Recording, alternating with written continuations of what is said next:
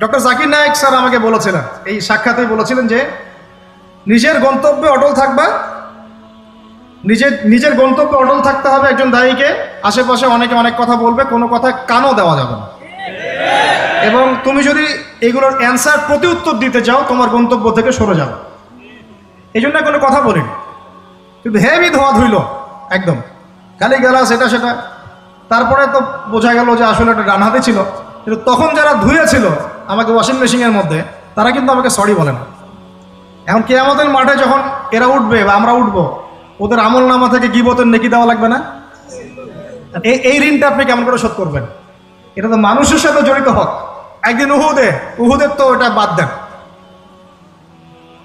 একজন শহীদ সাহাবীর মাকবারা থেকে যদি কেউ কোনো ঘ্রাণ পায়, মনে করেন আল্লামা তারেক জামিল হুজুর গিয়েছেন মুয়াজ বিন জাবাল রাদিয়াল্লাহু আনহুর কবরের সামনে, আপনি গিয়েছেন, মনে করেন এরকম অনেক মানুষই পেয়েছে, আপনি গিয়েছেন এমন একজন সাহাবীর কবরের সামনে যেখানে আপনি কিছু একটা ঘ্রাণ পাচ্ছেন, আপনি পাচ্ছেন, হয়তো 8-10 জন পাচ্ছে না, এই 5 জন পাচ্ছে, ওই 10 জন পাচ্ছে না, হতে পারে, পারে কি না? আল্লাহ পাকের কুদরত কারিশমা নাই? যে পাচ্ছে বলেই যে সে জান্নাতি, এমনও তো না। ব্যাপারটা কি এমন না? ইমাম বুখারী রাহিমাহুল্লাহ ইন্তেকাল করেছেন, যখন তাকে দাফন করার পরে এত সুঘ্রাণ ছড়িয়েছে, মানুষ মাটি হাতে করে নিয়ে বাসায় আসতো, মেশকাম্বরের ঘ্রাণ বেরোচ্ছে কবর থেকে। এখনও বাংলাদেশেও বহু মানুষকে দেখা যায় যে 10 বছর আগে ইন্তেকাল করেছেন, এখনো লাশ অক্ষত আছে। এটা কি মিথ্যা কথা? এই কারিশমাগুলো নাই? তো মনে করেন একজন পেয়েছে, তো সে তার আবেগটা কিভাবে প্রকাশ করবে? সে কি বলবে যে আমি জাহান্নামের ঘ্রাণ পাচ্ছি? কি বলতে পারে? শব্দটা কি প্রয়োগ করতে পারে? ওরে বাপরে বাপ, এটা নিয়ে যে শুরু করলো এক শ্রেণীর লামাজাবি, বেশিরভাগই লামাজাবি ছিল তারা মাযহাব মানে না, বাট শায়েখ মানে অবশ্য। এটা আবার একটা পয়েন্ট আছে, কোনো মাযহাবই মানি না, আমি কোনো মাযহাবই মানি না, কিন্তু আমার শায়েখকে মানি, আমার শায়েখ যা বলবে তাই। আমার কথা রাগ করছেন? রাগ করেন না, এটা ভুল পথ, এটা একটা ভুল পথ। আপনি যদি মাযহাব না মানেন তাহলে আপনাকে মুজতাহিদ হতে হবে। একজন মুজতাহিদ, যার মাযহাব মানার দরকার নাই, সে কোরআন সুন্নাহ সব জ্ঞান জানে। আপনার তো মাযহাব মানার দরকারই নাই, আপনি তো মুজতাহিদ নিজেই। মাশাআল্লাহ, আমরা তখন আপনাকে মানব, কিন্তু আপনি তো মুজতাহিদ নন। বরং আপনি কোনো কোনো ক্ষেত্রে কোরআনও তেলাওয়াত করতে পারেন না, হাদিসের এবারও তো পড়তে পারেন না, আপনি কোনো ফিকহের মাসআলা দিতে পারবেন না। তাহলে তো আপনাকে কোনো ইমামের অনুসরণ করতেই হবে, এবং সেটা আপনি করছেনও তো। মাশাআল্লাহ, আপনি শায়েখকে ফলো করছেন, ওটা তো মাযহাব মানেই হলো, তাই না? আদতে যা হয়েছে, 4 মাযহাবকে বাদ দিয়ে নতুন একটা মাযহাব চালু করলেন। আদতে কিন্তু এটা হলো, প্রতিষ্ঠিত মাযহাবগুলোকে বাদ দিয়ে নতুন একটা মাযহাব চালু করলেন, মাযহাবে জাকারিয়া, মাযহাবে রাজ্জাকিয়া, এরকম কিছু মাযহাব চালু হলো, নতুন নতুন মাযহাব। এর বাইরে আপনি যাবেন না। উনি যদি বলেন তালেবান খারাজি, আপনিও বলবেন তালেবান খারাজি। উনি যদি বলেন অমুক আদনানি গোষ্ঠী, আপনিও বলবেন সে আদনানি গোষ্ঠী। তাহলে আপনি তো আপনার শায়েখের মুকাল্লিদ। আপনি কি যাচাই করতে পারেন আসলেই কারা খারাজি, কারা সেই? আদতে লা মাযহাবি বলে কোনো শব্দ নাই। আমরা সবাই কোনো না কোনো মাযহাব ফলো করি। বাংলাদেশের সবচেয়ে বড় আলেমের একজনের নাম বলেন দেখি, বলেন একটা নাম বলেন। মাশাআল্লাহ, কি বলেছেন?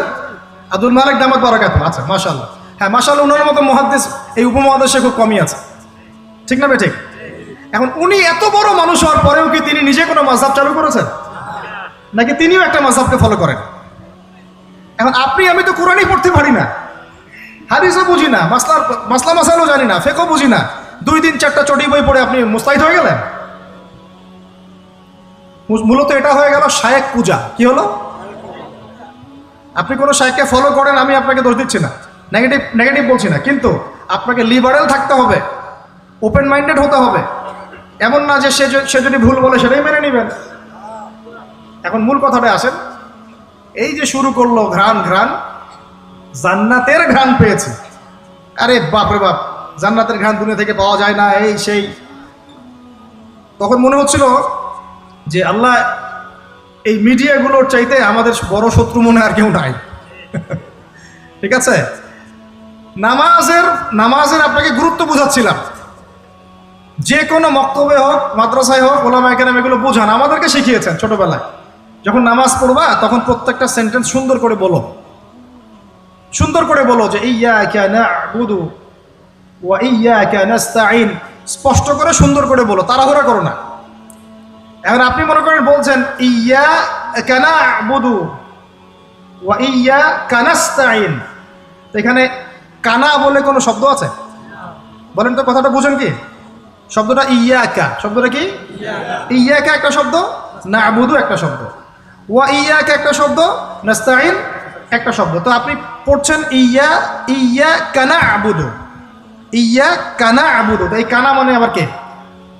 শব্দটা হচ্ছে ইয়্যাকা না'বুদু, এই তো ইয়্যাকা না'বুদু ওয়া ইয়্যাকা নাস্তাঈন।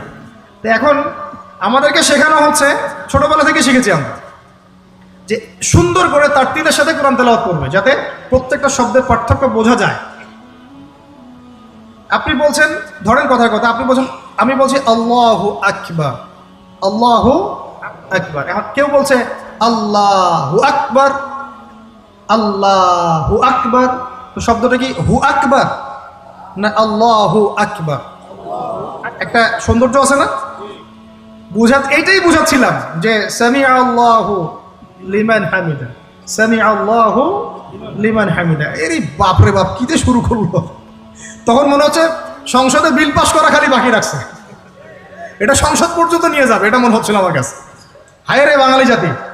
ভাই, মূল কথা আজকের লেকচারের, পুরো বিশ্বে আমাদের অবস্থা ভালো না, মূল জায়গায় থাকবেন, শাখা প্রশাখায় যাবেন না। আমাদের মূল জায়গা হচ্ছে পরিপূর্ণ ইসলাম পালন করব, নিজে করব, আমার পরিবারে প্রতিষ্ঠা করব ইনশাআল্লাহ, আমার বাচ্চাদের মধ্যে প্রতিষ্ঠা করব ইনশাআল্লাহ। আমরা ওলামায়ে কেরামের মধ্যে কোনো বিভক্তি সৃষ্টি করব না, আমরা ইস্যু পাগল হব না, আমরা মাজলুমের পক্ষে থাকব, আমরা জালেমের বিপক্ষে থাকব। মুনাফিকদের সাথে কোনো আপোষ নাই, জালেমদের সাথে কোনো আপোষ নাই। আমরা উম্মার ঐক্যের চেষ্টা করব, বিভক্তির দিকে যাব না। আমরা হালাল খাবো, আমাদের উপরে যারাই গভর্নমেন্টে আসুক আমরা আনুগত্য করব, আমরা আনুগত্য করব, আমরা তাদের সাথে বিদ্রোহে যাব না, তাদেরকে ওয়াজ নসিহত করব, বোঝানোর চেষ্টা করব, এবং জাতিগত ঐক্য ধরে রাখবো। হ্যাঁ, তারা যদি সরাসরি ইসলামের বিরুদ্ধে চলে যায় তখন যা করার তাই করবো ইনশাআল্লাহ। কিন্তু সরাসরি কি তারা ইসলামের বিরুদ্ধে যাচ্ছেন? যাচ্ছেন না। অতএব এখানে আমরা কোনো ফাসাদ সৃষ্টি করব না, কোনো দরকার নাই ভাই। মুসলিম মারামারি করে এগুলো শহীদ না, মুসলিম লাঠি বৈঠা নিয়ে মারামারি করে এগুলো শহীদ হবে না, সাবধান, এটা সঠিক পথ নয়। তবে আমরা অবশ্যই তাদেরকে নসিহত করব, দোয়া করব, জাতিগত ঐক্য ধরে রাখবো, এবং আমাদের লক্ষ্য আমরা স্থির রাখবো। আমাদের লক্ষ্যটা কি ভাই? ওই বাইতুল মুকাদ্দাস। লক্ষ্যটা কি?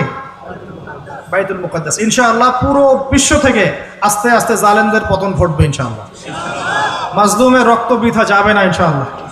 ইনশাআল্লাহ আমাদের শহীদরা মৃত নন ইনশাআল্লাহ, তাদেরকে রিজিক দেওয়া হচ্ছে, আমরা সবাই মন খুলে দোয়া করব তাদের জন্য। এখন কনক্লুশনে আসা, বিশ্বের এই অবস্থায় আমাদের অবস্থাটা কি একটু দেখাই, তারপর শেষ করে দিই। একটু বসেন, 10টা মিনিট খালি মনোযোগ দেন। আমাদের অবস্থা কি দেখেন? পুরো বিশ্বে কি আমাদের খেলাফা আছে? বললাম নাই। পুরো বিশ্বের অর্থনৈতিক শক্তি আমাদের হাতে আছে? রাজনৈতিক ক্ষমতা আমাদের হাতে আছে? বৈশ্বিক রাজনৈতিক ক্ষমতা আছে? নাই। আমাদের কি মিডিয়াগুলো সব স্বতন্ত্র, নিজের স্বাধীন? আমাদের কি এই পারমাণবিক অস্ত্রশস্ত্র ওয়েপেন্স আছে? আছে ভাই? নাই। আমাদের কি ঐক্যবদ্ধ জাতির একটা নেতা আছে? ওয়ান আমির, ওয়ান জেলা, এরকম কিছু আছে? নাই। এখন এই অবস্থায় আমরা কি চাই? আগে আমাকে বলেন, আমরা কি চাই যে আমাদের অবস্থা আগের মতো হোক?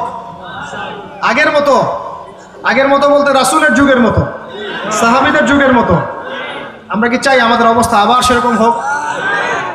তাহলে ভাই, সর্বপ্রথম আমাদের সবাইকে ইলম অর্জন করতে হবে। রাজি আছে কিনা?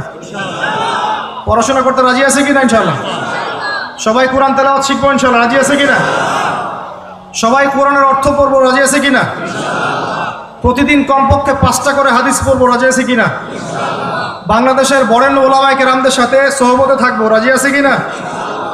আমরা সবাই হালাল খাবো ইনশাআল্লাহ। রাজি আছে কিনা? হারাম থেকে দূরে থাকবো। রাজি আছে কিনা? আমাদের পরিবারে আমরা বেপরদামে ঢুকতে দিব না। রাজি আছি? আমাদের সন্তানদেরকে মানুষ করবো। রাজি আছি? আমরা আমাদের এই সমাজের মধ্যে মানব সৃষ্ট কোনো ফাসাদ সৃষ্টি করবো না। রাজি আছি ইনশাআল্লাহ? আমরা মুসলিম উম্মাহ নির্যাতিত ভাই বোনদের জন্য দোয়া করব, রাজি আছে কিনা? তাদের জন্য আল্লাহর দরবারে কান্নাকাটি করব, রাজি আছে কিনা? আমরা উম্মার মাঝে কোনো বিভক্তি সৃষ্টি করব না, রাজি আছে কিনা? আমরা সবাই মিলে দিনের দাওয়াতি কাজ করব, রাজি আছে কিনা? আমরা সবাই মিলে প্রয়োজনে আল্লাহর দ্বীনের জন্য জিহাদ করব, রাজি আছে কিনা? আল্লাহ পাক আমাদের সবাইকে যেন কবুল করেন, আমিন। শেষ কথা শুনে রাখেন, এই জুলুম চিরস্থায়ী হবে না। ওরা ঢুকেছে কেন? উত্তর, ওরা ঢুকেছে ওরা দাজ্জালের জন্য রাষ্ট্র কায়েম করতে চায়, সেটা তারা করে ফেলেছে। দাজ্জাল আসবে কখন? কখন আসবে? উত্তর শোনেন, দাজ্জাল আসবে ইমামুল মাহদির আগমনের পরে। ভালো করে বোঝেন, এই অংশটা খুব ভালো করে বোঝেন। দাজ্জাল আসবে ইমামুল মাহদির আগমনের পরে। সে এখন কোথায় আছে? মঙ্গল গ্রহে? এই দুনিয়াতে। কোথায় আছে? এই দুনিয়াতে। সে এসে কি করবে? সে ইহুদিদেরকে নিয়ে বিশ্ব শাসন করবে। কাদেরকে নিয়ে? এখন সেই ইহুদিরা কি বিশ্ব শাসন করছে না করছে না? সহযোগিতা নিয়েই হোক আর একাই হোক, করছে না করছে না? অচিরেই সে আর সহযোগিতাও নিবে না, সে একাই করবে। কারণ সে দাজ্জালের জন্য তার মঞ্চ প্রস্তুত করছে। কেন সেই কাজটা করতে চায়? কারণ তারা মনে করে সে দাজ্জাল নয়, তারা মনে করে সে দাজ্জাল নয়, তারা মনে করে সে দাজ্জাল নয়, সে তাদের মাসিহ বা ত্রাণকর্তা। আমার কথা কি বুঝতে পারছেন? ওরা মনে করে না যে সে দাজ্জাল, ওরা মনে করে সে তাদের মাসিহ, প্রতিশ্রুত ত্রাণকর্তা, যে আসলে পরে তারা বিশ্ব শাসন করবে বলে তাওরাতে লেখা আছে। ওরা এমনটা, এই বিশ্বাস সঠিক না ভুল? ওদের মাসিহ এসেছিল না আসে নাই? তিনি কে ছিলেন? তিনি কোথায় আছেন? তিনি আল্লাহ পাকের কাছে। আল্লাহ পাক তাকে উঠিয়ে নিয়েছেন। তিনি কি মৃত? তাকে কি শুলে চড়ানো হয়েছে? ক্রুশবিদ্ধ করা হয়েছে? হত্যা করা হয়েছে? তাকে হত্যার চেষ্টা করা হয়েছিল। কারা চেষ্টা করেছিল? এই হতভাগা ইহুদিরা। ওরাই তাদের মাসিহকে হত্যার চেষ্টা করেছিল। এই জন্য আল্লাহ পাক দাজ্জালকে দিয়ে ওদেরকে প্রতারিত করবেন ইনশাআল্লাহ। ওরা অপেক্ষায় বসে আছে, একজন আসবে, সেই একজন কিন্তু দাজ্জাল, সে মাসিহ নয়। এখন দাজ্জাল এসে কাদেরকে নিয়ে বিশ্ব শাসন করবে? আচ্ছা, শাসন করতে হলে কি কি লাগে ভাই? রাজনৈতিক ক্ষমতা লাগে না লাগে না? দেশ লাগে না লাগে না? রাজধানী লাগে, অস্ত্র লাগে, মিডিয়া লাগে, চারপাশে প্রতিবেশীদের উপর নিয়ন্ত্রণ লাগে। এগুলো অর্জন করেছে না করে নাই? এরপরে আমি কিভাবে আপনাকে বুঝাবো আর কোন ভাষায় বুঝাবো, এর সময় বেশি বাকি নাই। এরপরেও যে ব্যক্তি বুঝতে পারছে না, আমি বিনয়ের সাথে বলবো, আপনি আপনার অন্তরের চিকিৎসা করেন। অন্তরের চিকিৎসার জন্য হকপন্থী উলামায়ে কেরামের কাছে গিয়ে মারিফত অর্জন করেন। মারিফত বুঝেন কি? এই যে আমরা ইসলাম প্র্যাকটিস করি যেগুলো, এগুলোর মধ্যে অনেক সময় মারিফত থাকে না। এটা তাজকিয়া, আত্মশুদ্ধি, ইহসান, এগুলো আল্লাহওয়ালা মানুষের সোহবতে গিয়ে অর্জিত হয়। এমন আল্লাহওয়ালা মানুষ আছেন বাংলার মাটিতে, যাদের কাছে গেলে আপনার আত্মশুদ্ধি অর্জন হবে, মনের মধ্যে নূর আসবে, তাজকিয়া আসবে, এবং আপনার অন্তর্দৃষ্টি প্রখর হবে। আপনি বুঝতে পারবেন যে হ্যাঁ, আসলে কি হচ্ছে।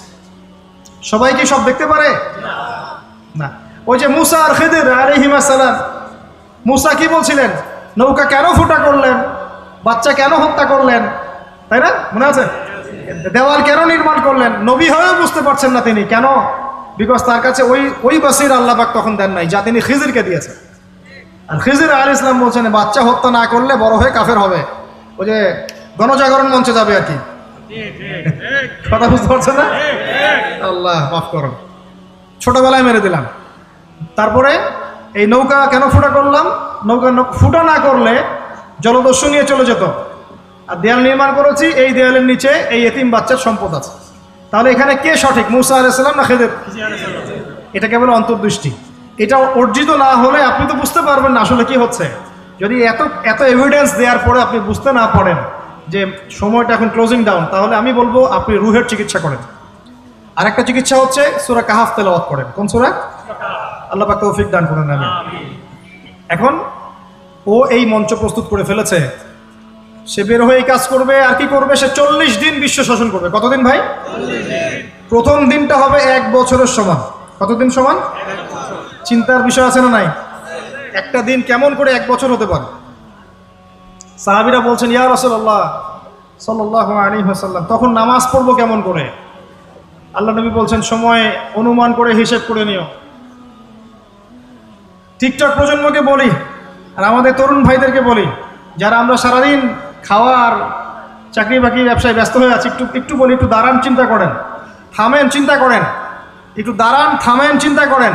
যদি একদিন 1 বছরের সমান হয়ে যায় তাহলে বিশ্বে কিছু একটা তো হতে যাচ্ছে,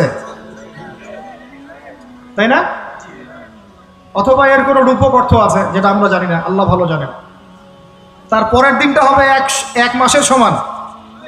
যদি বিশ্বে বড় কিছু হয় তাহলে তো আর্নিক গতি থেমে যাবে। তখন কি হবে? আমরা তো বিল্ডিং বানানোর প্রতিযোগিতায় ব্যস্ত। আমিও এক বিল্ডিংয়েই ভাড়া থাকি ভাই, ভাড়া থাকি। আর আমার পরিবারকে বলি যে আল্লাহ পাক যদি কখনো সামর্থ্য দেয় আমাকে ছোট করে কোনো বাসা টাসা করার, আমি কোনোদিনও ফ্ল্যাট কিনবো না ইনশাআল্লাহ। কারণ আমি জানি যে একটা বড় ভূমিকম্প হবে, আমার মন বলে। আল্লাহ মাফ করুক, আল্লাহ পাক মাফ করুক আমাদেরকে। তাই ভাই 1 তলা 2 তলার বেশি যায় না। যদি আল্লাহ না করে এমন কিছু হয়েও যায় তবে অ্যাটলিস্ট আপনি সেফ থাকবেন ইনশাআল্লাহ। ওই জন্য আমরা 1 তলার চিন্তা করতেছি। যদি কিছু পাইও, আল্লাহ পাক যদি কোনোদিন আমাদেরকে একটু জায়গার সামর্থ্য দেন, 1 তলা বাড়ি, 1 তলা হায়েস্ট 2 তলা, এর বেশি না। টিন শেড হলে আরো ভালো হয়। জাপানের মানুষ ওরা কাগজ দিয়ে বাড়ি বানায়, ওটা ভূমিকম্প প্রবণ এলাকা। এতটুকু বলে রাখি, আল্লাহর গজবটা তো আর এমনি এমনি আসবে না, কারণ আছে তো। ভূমিকম্প আসার মূল কারণ হচ্ছে জেনা। কি কারণ ভাই? আর আপনি আমাকে বলেন ঢাকা শহরের মূল পাপ কি? আপনি বলেন তো ঢাকা শহরের মূল পাপ কি? এখন পর্যন্ত যে আল্লাহ পাকের গজব আসে নাই, এটাই আমাদের প্রতি আল্লাহর অনেক বড় রহমত। ইনশাআল্লাহ আল্লাহ পাক যেন আমাদেরকে এই গজবগুলো থেকে হেফাজত করেন, আমাদেরকে আল্লাহ পাক জেনার পথ থেকে বাঁচান। শেষ করে দেই। শেষ করে দেওয়ার আগে এত কিছু কথা আছে, যেটা বলছিলাম। একদিন হবে 1 বছর, তারপরের দিন 1 মাস, তারপরের দিন 1 সপ্তাহের সমান। প্রথম দিন 1 বছর, তারপরের দিন 1 মাস, তারপরের দিন 1 সপ্তাহ, তারপরের দিনগুলো আমাদের দিনের মতোই। এভাবে সে বিশ্ব শাসন করবে, চষে বেড়াবে, চষে বেড়াবে। বিশ্বের যেখানেই যাবে ফাসাদ সৃষ্টি করবে। যে তার আনুগত্য করবে সে ওকে জান্নাত দান করবে, ওর জান্নাতই জাহান্নাম। আর যে তার আনুগত্য করবে না ওকে জাহান্নামে ঢোকাবে, ওর জাহান্নামই জান্নাত। আর আমাকে বলেন যে এইভাবে দাপটের সাথে বিশ্ব শাসন করতে হলে বিশ্বের বড় বড় সেক্টরগুলো নিয়ন্ত্রণ করতে হবে কি না? সেগুলো নিয়ন্ত্রণ ওর অনুসারীদের হাতে চলে গেছে কি যায় নাই? এটা কি আগেও ওদের হাতে গিয়েছিল না প্রথমবার হয়েছে? প্রথমবার। এটা বুঝতে হবে আপনাকে।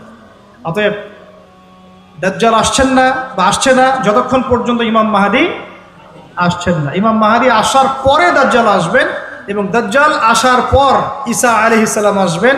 ঈসা আলাইহিস সালাম এসে তাকে হত্যা করবে এই জেরুজালেমের ফিলিস্তিনের বাবে লুদ নামক জায়গায়।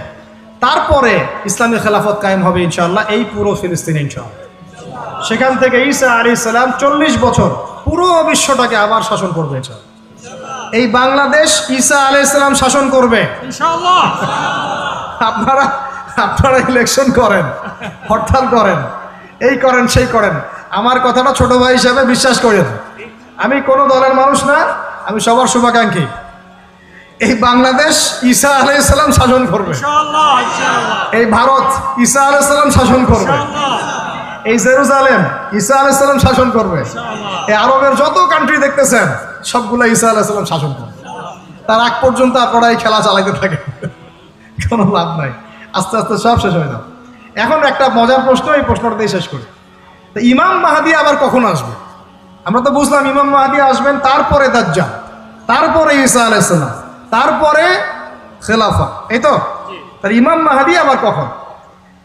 আমাদের বুয়েটের মাহদী বের হয়, পাঞ্জাব থেকে মাহদী বের হয়, হ্যাঁ, বাংলাদেশের ওই কোনায় মাহদী বের হয়, সৌদি আরব থেকে ওই কোনা থেকে মাহদী বের হয়, হয় না?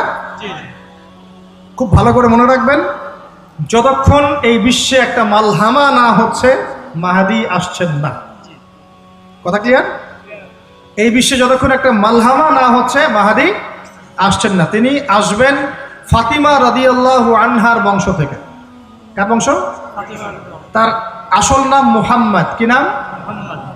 তার নাক উঁচু, নাক একদম উঁচু, খাড়া, কপাল চওড়া, চেহারার গড়নটা আমাদের নবী সাল্লাল্লাহু আলাইহি ওয়াসাল্লামের। তার বাবার নাম হবে আব্দুল্লাহ, তার মায়ের নাম হবে আমি না, তিনি দায়িত্ব নিতে চাইবেন না, তিনি দায়িত্ব নিতে চাইবেন না। তিনি দায়িত্ব না নেওয়ার জন্যে মদিনা থেকে পালিয়ে মক্কায় চলে আসবেন, ভয়ে আমাকে দায়িত্ব দিও না, এই ভয়ে। ও তিনি আরবি ভাষায় কথা বলবেন, বাংলা ভাষায় না। এখনকার মাহাদিরা পাঞ্জাবি ভাষায়, বাংলা ভাষায় কথা বলে, ঠিক আছে? এবং এই কাবা ঘর যেটা আমরা তাওয়াফ করি, এখানে যে হাজারে আসওয়াদ আছে না, আর এই যে হাজারে আসওয়াদ আর মাকাম ইব্রাহিম, এই দুটো জায়গার মাঝামাঝি মানুষ তাকে চিনে ফেলবে, এই তো মাহদি। এবং তার হাতে মানুষ বয়াত নেবে 313 জন। কতজন? ওই তালুত বাহিনীতে 313, বদরও 313, এখানেও 313। এবার শুরু হবে আসল খেলা। এবার প্রথমে ওই আরবেরই একটা গোত্র, বনু কালব। কোন গোত্র? এই বনু কালব এই ইমাম মাহাদির বিরুদ্ধে যুদ্ধ করবে। আল মাহদি এই যুদ্ধে জয়লাভ করবেন ইনশাআল্লাহ। তারপরে সিরিয়া, শাম থেকে, শাম মানে শুধু সিরিয়াই না, ওই পুরো অঞ্চলটাই শাম, ওখান থেকে একটা দল আসবে এই মাহদির সাথে যুদ্ধ করার জন্যে। এটাই সেই চিহ্ন যেটা প্রমাণ করবে যে এই ব্যক্তি মাহদি। কথা বুঝতে পারছি? এরপরে মুসলমানদের আর কোনো পতন নাই, আর পিছনে ফিরে তাকানোর কোনো সুযোগ নাই। মুসলমানরা আর মাথা নিচু করবে না ইনশাল্লাহ কোনো দিনের জন্য। তারপর চলতে থাকবে খালি ইসলামের বিজয় আর বিজয় আর বিজয় আর বিজয়। আল্লাহু আকবার। এভাবে চলবে। তবে মাহাদি কখন আসবেন? আগে মালহামা, তারপর মাহাদি। মালহামা কি তাহলে? এটা হচ্ছে একটা বিশাল যুদ্ধ। এটা কি? কেমন যুদ্ধ? নবীজি বলেছেন, এই রোমকরা, ইউরোপিয়ানরা তোমাদের সাথে অচিরেই চুক্তি ভঙ্গ করবে এবং 80টা পতাকা নিয়ে তোমাদের বিরুদ্ধে ওরা যুদ্ধ করবে। এই মালহামাটা হবে ইরাকের ফোরাত নদীর নিচেই হোক আর পাশেই হোক, আল্লাহ ভালো জানেন। ওখানে সোনার পাহাড়কে কেন্দ্র করে। কি কেন্দ্র করে? এই সোনা মানে সত্যিকারের সোনাও হতে পারে, অথবা তেলও হতে পারে, আল্লাহ ভালো জানেন। তেল তো এখন সোনার জায়গা দখল করেছে, করে নাই? এই বিশ্বে তো সোনা চলে না, কি চলে? তেল। তো এটাকে কেন্দ্র করে যুদ্ধ হবে। নবীজি বলেছেন ওই যুদ্ধে এত ভয়াবহ হবে যে 100 জন যোদ্ধার মধ্যে 99 জনই মারা যাবে না। একটু মাথা খাটান যে এমন কোন যুদ্ধ কি হয়েছে পৃথিবীতে যেটাতে 100 জনের মধ্যে 99% মারা গেছে? তার মানে এটা হয়নি এখনো। আর একটা যুদ্ধে এত পার্সেন্ট মানুষ কিভাবে মরতে পারে? যদি সেটা ঢাল তলোয়ারের যুদ্ধ হলে কি মরতে পারে? নিশ্চয়ই এমন কোন অস্ত্র সেখানে প্রয়োগ করা হবে যাতে একাধারে অনেক মানুষ তাড়াতাড়ি মারা। এটা এই অস্ত্র এখনকার যুগের কি অস্ত্র? নিউক্লিয়ার ওয়েপেন্স হতে পারে, হতে পারে যদি এই যুগে সেটা হয়। আর যদি আল্লাহ পাক এটাকে আবার পূর্বের অবস্থায় নিয়ে যান, সেটাও হতে পারে, আল্লাহ ভালো জানেন। আমরা এটাকে ইন্টারপ্রিটেশন বলছি, এটা সঠিক হতে পারে, বেঠিক হতে পারে, অ্যাটলিস্ট একটা ধারণা তো পাচ্ছি। তারপর এই ইউফ্রেটিস নদীর এই সোনার পাহাড়কে কেন্দ্র করে এটা ঘটনা ঘটবে। আল্লাহ নবী আরো বলেছেন সাল্লাল্লাহু আলাইহি ওয়াসাল্লাম, মুসলমানরা, আমাদের কথা বলছি, মুসলমানরা তোমরা যেন সেখানে হাতও না বাড়াও। কোনো মুসলমান যেন ওই সোনায় হাতও না বাড়ায়, মানে ওই দিক থেকে আমরা যেন সম্পূর্ণ মুক্ত থাকি। ওরা মারামারি করে শেষ হয়ে যায়।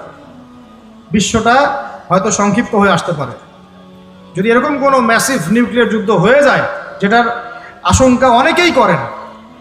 মিলিটারি অ্যাফেয়ার্স যারা পড়েন তারা করেন, পলিটিক্স যারা করেন তারা করেন। এবং এই জায়নিস্টরা চাচ্ছে, এই জায়নিস্টরা খুব করে চাচ্ছে বিশ্বে এমন একটা যুদ্ধ লাগুক। একবার ইউক্রেন রাশিয়ার ইস্যু তুলে দেয়, একবার সিরিয়ার ইস্যু তুলে দেয়, একবার আফগান ইস্যু তুলে দেয়, একবার ইরাকে ইস্যু তুলে দেয়, একবার প্রথম বিশ্বযুদ্ধ লাগায়, একবার দ্বিতীয়টা লাগায়। ওরা খুব করে চাচ্ছে যেন আরও একটা লাগে। এবার যদি লাগে তাহলে এটা কনভেনশনাল যুদ্ধ হবে না, এটা দেখবেন একটা নিউক্লিয়ার যুদ্ধ হয়ে গেছে। সেটা হয়ে গেলে ওয়ার্ল্ডের আয়তন আর এমন থাকবে কিনা আল্লাহ ভালো জানে। এগুলো ভাবতে হবে এবং আমাদের করণীয় ফিক্স করতে হবে। তবে করণীয় ওই কথাগুলো যেগুলো আগে বলেছি। যদি কিয়ামত হতে আর একদিনও বাকি থাকে, করণীয় এগুলোই থাকবে, চেঞ্জ হবে না, তাই না? কিয়ামত হতে যদি একদিনও বাকি থাকে তাহলেও আমাদের কাজ ইলম অর্জন, আমল করা, পরিবার ঠিক করা, হালাল খাওয়া, বেশি বেশি তাজকিয়া, দাওয়াত ও জিহাদ। আর কোনো আমল আছে আমাদের? এগুলোই কাজ। তো এগুলো হচ্ছে বিশ্বের ভবিষ্যৎ। আল্লাহ রাব্বুল আলামিন আমাদের সবাইকে এই বিষয়গুলোর জন্য প্রস্তুত থাকার তৌফিক দান করুন। ইসলামের বিজয় অপেক্ষা করছে। এখন যেটা দেখছেন, এর জন্য আমাদের করণীয় কি কি ছিল, এই কয়েকটা পয়েন্ট বলে আমরা শেষ করে দিচ্ছি। আমরা সবাই মিলে একটা টেবিলে বসতে পারতাম, যেটা আমরা পারি নাই। আমরা সবাই মিলে একটা রেজুলেশন পাস করে একটা বাহিনী গঠন করতে পারতাম। আমরা ওদের সাথে অয়েল বয়কট করতে পারতাম। আমরা ওদের সাথে বাণিজ্য বন্ধ করতে পারতাম। ওদের রাষ্ট্রদূতদেরকে বহিষ্কার করতে পারতাম। আমরা ওদেরকে দুইটা শর্ত দিতাম। এক, তোমরা এই হোলি ল্যান্ড ছেড়ে চলে যাবা, যেখান থেকে আসছো ওখানে ফেরত যাবা, অথবা পুরো মুসলিম উম্মাহ সম্মিলিতভাবে একজন সৈন্য বাকি থাকা পর্যন্ত তোমাদের সাথে আমরা যুদ্ধ চালায় যাবো ইনশাআল্লাহ। এই দুটো অপশন ছাড়া ওদের সাথে কথা বলার কোনো ভাষা নাই। যারা হাসপাতালে বোম মারতে পারে, যারা একদিনে 600টা বাচ্চাকে, নিরীহ বাচ্চাকে বোম মেরে হত্যা করতে পারে, ওদের সাথে নিগোসিয়েশন, শান্তি চুক্তির কোনো কথাই উঠতে পারে না। ওদের সাথে একটাই ভাষা চালু থাকতে পারে, অস্ত্রের ভাষা, যুদ্ধের ভাষা, এবং সেটা আমরা না করলেও ফিলিস্তিনিরা করবে। ওরা এগুলো ভুলে যাবে না, ওরা ভুলে যাবে না। ওই যে বাচ্চাগুলো দেখছে ওর বাপকে মেরে ফেলা হলো, ওর মাকে মেরে ফেলা হলো, ওর বাড়ি কেড়ে নিল, ওই বাচ্চা কি ওই ক্ষোভ লালন করবে না মনে করেছেন? ওই বাচ্চার বয়স যখন 18 বছর 20 বছর হবে ইনশাল্লাহ, ও দেখবেন দেইফের মতো সেনাবাহিনীর কমান্ডার হয়ে গেছে ইনশাল্লাহ। আপনি কেন ওদেরকে একতরফাভাবে দোষ দিবেন কেন? বিগত প্রায় 70 বছর থেকে ওদেরকে পিটাচ্ছেন আপনারা। একটা জাতিকে যখন আপনি মারতে থাকবেন, শেষমেশ তারা কি করবে জানেন? স্যার সলিমুল্লাহ তিনি বলছিলেন, তাকে চিনেন না, অনেক বড় একজন বুদ্ধিজীবী, তিনি বলছিলেন একটা পর্যায়ে গিয়ে মানুষ সুইসাইড নীতি গ্রহণ করে। সুইসাইড নীতি মানে এই জায়গায় আমরা বসবাস করছি, আপনারা এসে মারতেই আছেন, শেষমেশ গিয়ে এই যে গুটি কয়েক মানুষ বেঁচে আছে এর একটা নীতি অবলম্বন করে, আরে ভাই এমনি তো মার খাচ্ছি, অতএব একটু আক্রমণ করে মূল্যে সমস্যা হবে। ওরা শুধু ওই নীতি অবলম্বন করেছে, এবং যে ওদের সাথে বন্ধুত্ব করেছে ওদের মতো মুনাফিক কোন মুসলিম রাষ্ট্র হতে পারে না। আল্লাহ পাক আমাদেরকে বোঝার তৌফিক দান করুন। ওদের উপর অনেক চাপ এই মুসলমানদের উপর। আপনি বন্ধ করে রেখেছেন, ত্রাণ যাচ্ছে না, পানি নাই, বিদ্যুৎ নাই, কিছুই নাই। কিছু মানুষ বলতে পারে তাহলে ওরা আগ্রাসী না হলে তো এই অবস্থাটা হতো না। কি সুন্দর যুক্তি একটা, তাই না? খুব সুন্দর লাগলো শুনতে। হ্যাঁ তাই তো ওরা যদি কিছু না করতো তাহলে তো ওরা আক্রমণ করতো না।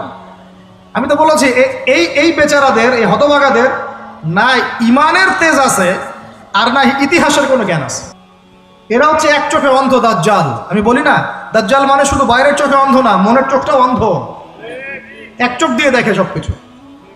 এখন কিছু প্রতিবাদ করছে বলে আপনি ওদেরকে বলছেন প্রতিবাদ যতবারই করেছে একটু করে ল্যান্ড হারিয়েছে। সুবহানাল্লাহ, খুব ভালো কথা। তো এমনি তো বসে থাকলেই ল্যান্ড হারাচ্ছে, তাহলে প্রতিবাদ করবে না কেন? একটা এক্সাম্পল দিয়ে শেষ করে দিই। মনে করেন 1971-এ আছি আমরা, এখন কত সালে? এখন মাশাআল্লাহ আমাদের নাপাক স্থান, আপনারা তো পাক মনে করেন, কোনো ক্ষেত্রে ওরা নাপাক, কোনো ক্ষেত্রে কি নাপাক। আমি নাপাক এই জন্য বলি, ওরাই আমেরিকাকে জায়গা করে দিয়েছিল আফগানে বোম্বিং করার জন্য।